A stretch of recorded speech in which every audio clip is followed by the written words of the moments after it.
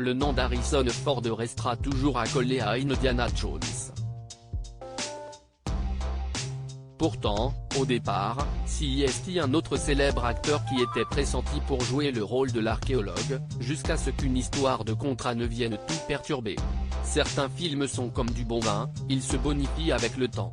C'est le cas de la saga Star Wars, de James Bond, mais aussi du Parrain, et bien évidemment d'Indiana Jones.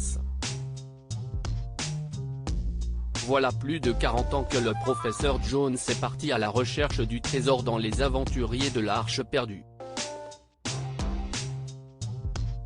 C'est George Lucas, le créateur de Star Wars, qui a donné vie à ce célèbre archéologue et à son chapeau légendaire. Et c'est à Harrison Ford que les rênes du personnage ont été confiées par le réalisateur, Steven Spielberg.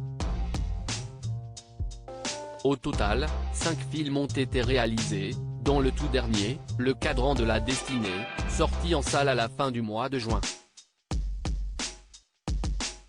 À 80 ans, le mari de Calista Flockhart n'a pas pu résister à l'envie de reprendre ce célèbre rôle.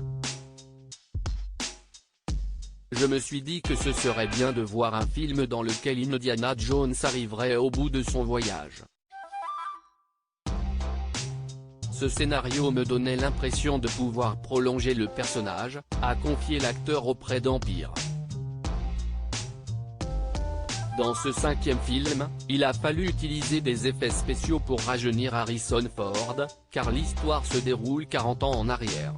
Mon espoir est que l'on regarde la scène et que l'on se dise « Oh mon Dieu, ils ont retrouvé des images tournées il y a 40 ans, c'est amusé le père de 4 enfants ».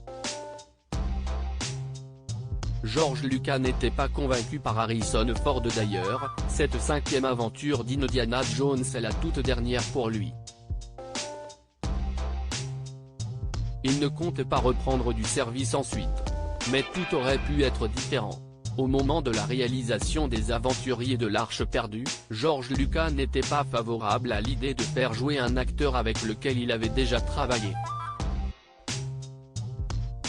En effet, Harrison Ford incarnait également en solo dans Star Wars et le réalisateur avait peur que les téléspectateurs fassent la confusion.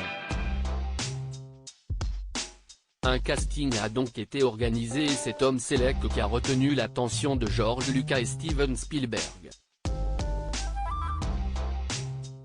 Sauf que l'homme à la célèbre moustache a dû se raviser, à cause du contrat qui le liait à la série Magnum. Finalement, Steven Spielberg a réussi à convaincre son confrère, et c'est ainsi que la légende d'Indiana Jones est née.